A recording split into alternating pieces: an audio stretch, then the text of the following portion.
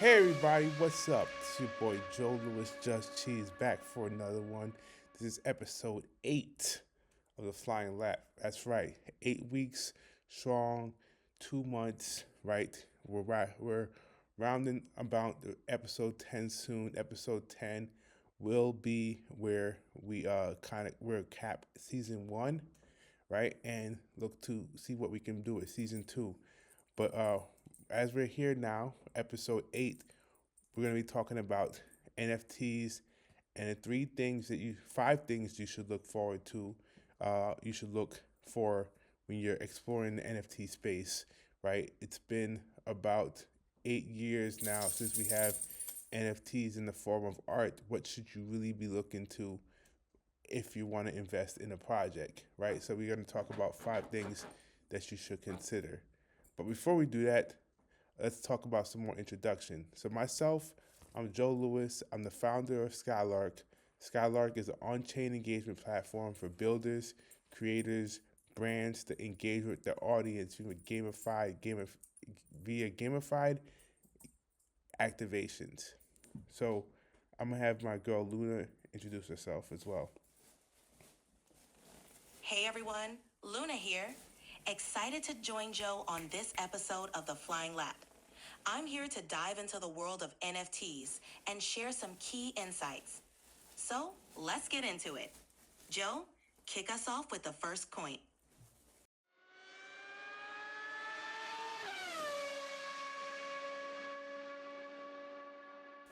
Yeah, so we're talking about NFTs and the five things you should be aware of, right? So the first thing I want to talk about is the metadata itself. Metadata, more importantly, the art. We have to make sure that it's on chain. We're 5 years, 6 years within this space now, right? 2017 ish was around the first time that NFTs started to appear, and having your data on chain is very important to ensure that whatever your longevity of the work is going to exist right into perpetuity on an immutable data place.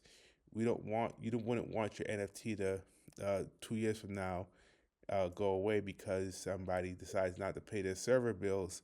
So it's important that it's on chain via some level of decentralized platform like IPFS, or maybe even utilizing decentralized storage solutions like Filecoin or Airweave, or even thinking about Bitcoin NFTs where the ordinals are actually have the NFT metadata of the NFTs right directly on the SAT, on the Satoshi, right? So this is point number one. What's your thoughts around that? Great point, Joe. Ensuring the metadata is on chain is crucial for the longevity and reliability of your NFT investments. Building on that, let's talk about the second point: intellectual property. It's essential to ensure that the project has original and strong IP. This not only adds value, but also protects against potential copyright issues down the line.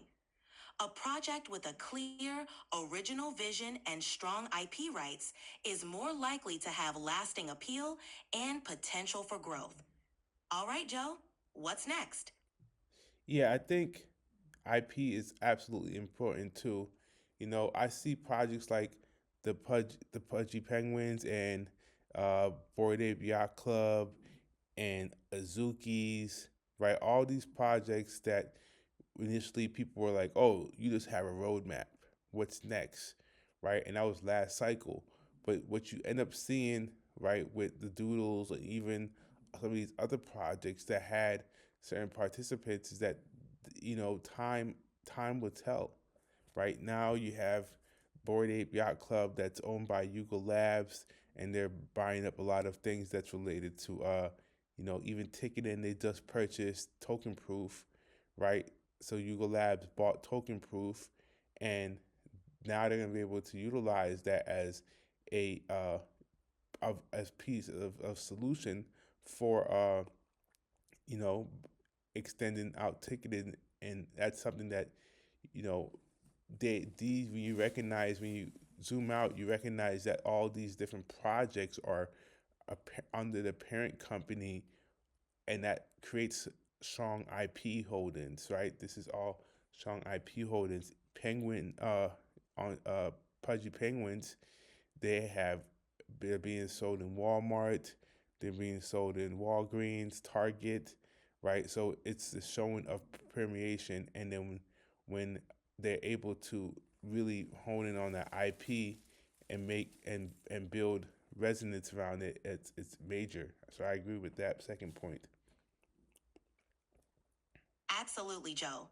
The success of projects like Pudgy Penguins and Bored Ape Yacht Club really highlights the importance of strong IP and how it can lead to broader opportunities and partnerships. Now, for the third point, having an off ramp through a token. This is important because it provides liquidity and flexibility for investors. A project that offers a clear path for converting your NFT into a token that can be easily exchanged or sold adds value and utility to the NFT. It also helps in attracting a wider audience who may be interested in the financial aspects of NFTs. What's the next point, Joe?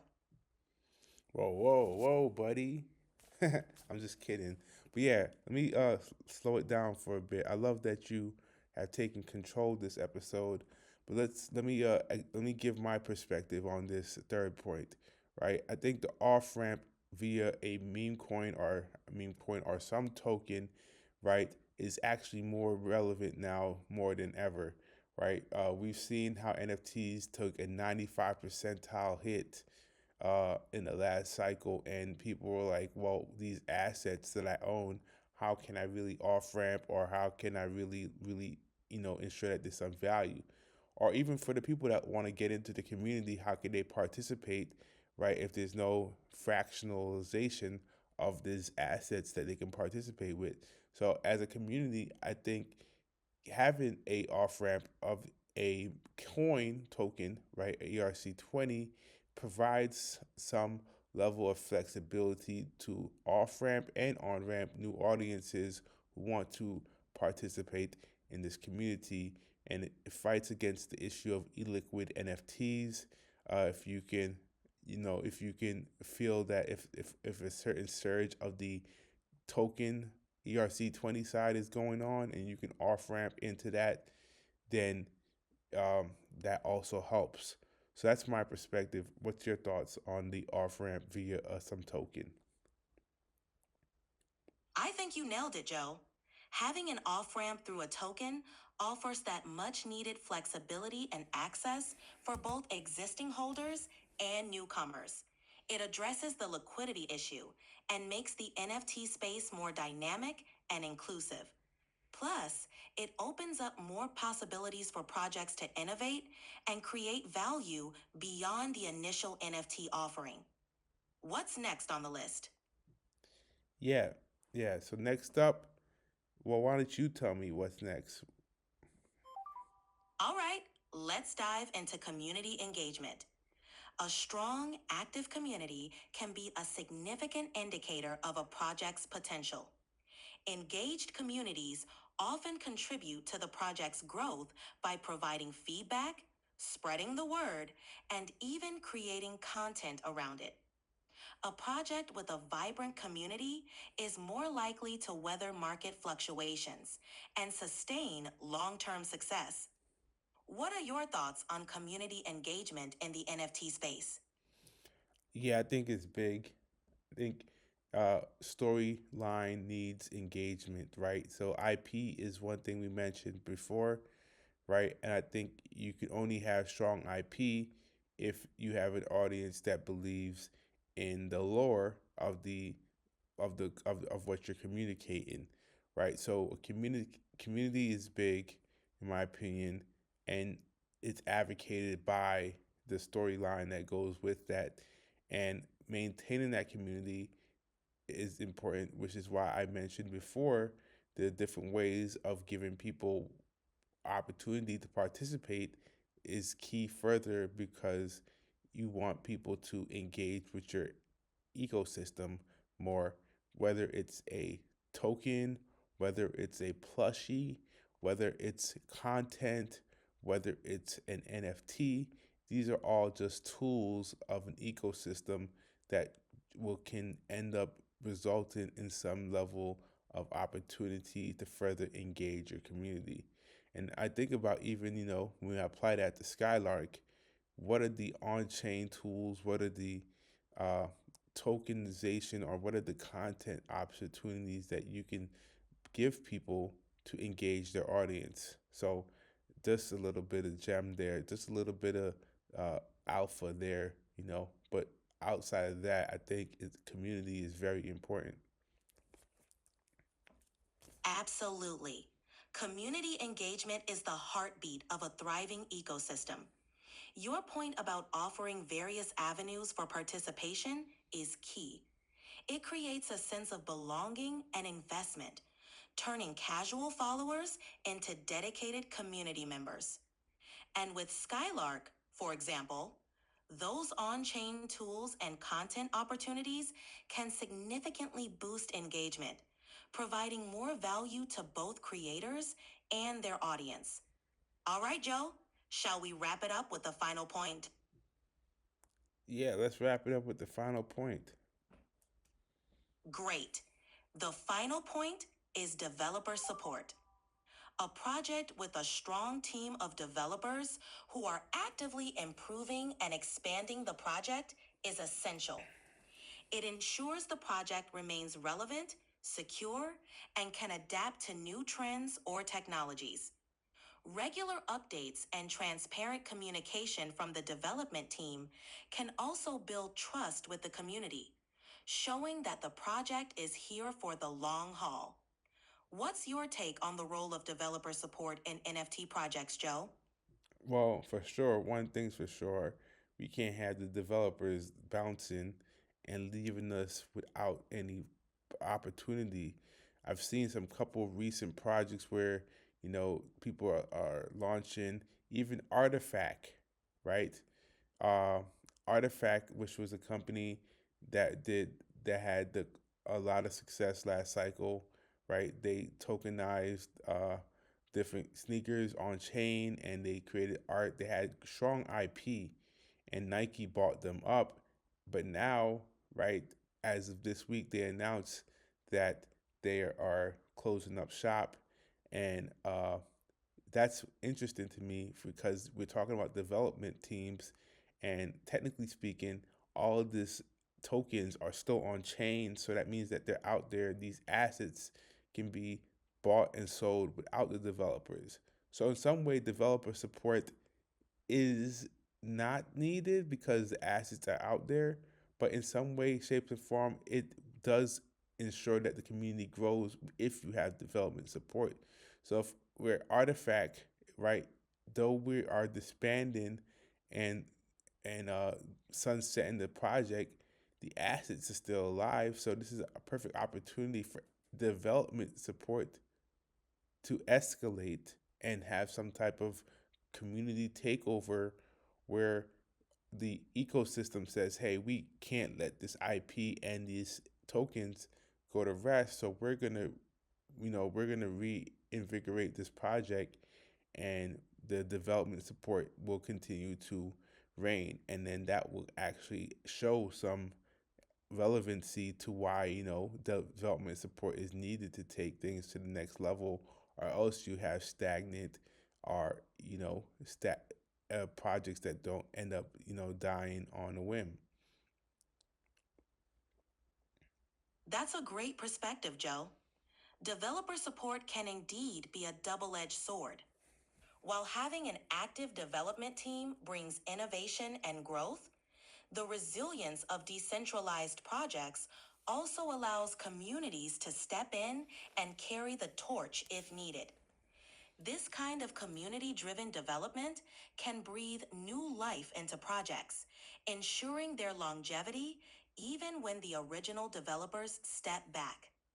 It's a testament to the power of decentralization and the dedication of the community to keep projects alive and evolving.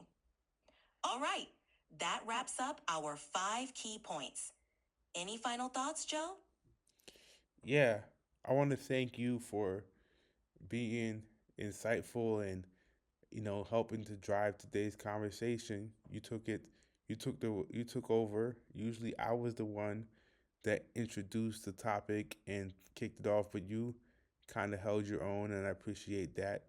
But I'll say this, this has been a great conversation. We took some time to dive into five key things that you think about when we're looking at NFTs. And I say that I'm not saying that there aren't others. There definitely are other things to consider as well. But I think that we're at a time when this space is evolving. So those that want to do this justice, they will consider those five things, right? That's signs of the pros. I just want you to be careful out here too, because NFTs are can be utilized to manipulate you into buying things and that you probably aren't going to hold, or they can rug you, right? So these are five things you should be aware of as you look for new projects, right? Because this as a developer in the space, that these five things, or at least these five things, are proof that I'm aware of this space. I'm aware of how the technology works, and hence I made my selection around different parts of this journey to ensure that my audience understands that they're going to get the best experience. I ensure that my tokens are on, my metadata is on chain. I ensure that I'm looking to entice them with some great lore. I ensure that my IP is mine original. I ensure that I'm looking to have some way for them to on and off ramp in a good economic way. I'm building an economy around my ecosystem. Hence, I'm doing this properly, and these are the things you want to look for. You can still gamble on, you know, the idea that something new would come along and does not include one of these five steps, but that's also your choice, and you may have conviction, right? But I would just say that if you are looking to simplify your selection process out here as you're dealing with different NFT projects, these are for sure five ways to think about that on a daily basis. Anything you say want to say to wrap up? I think you summed it up perfectly, Joe. These 5 points provide a solid foundation for anyone navigating the NFT space. It's all about doing your due diligence, understanding the landscape, and making informed decisions to ensure you're engaging with projects that offer real value. It's been a fantastic discussion, and I appreciate you letting me take the reins a bit today. Looking forward to our next conversation on the Flying Lap. Most definitely. So this is your boy JustCheese, Joe Lewis, signing out. Episode 8. Peace. And Luna signing off too. Take care, everyone.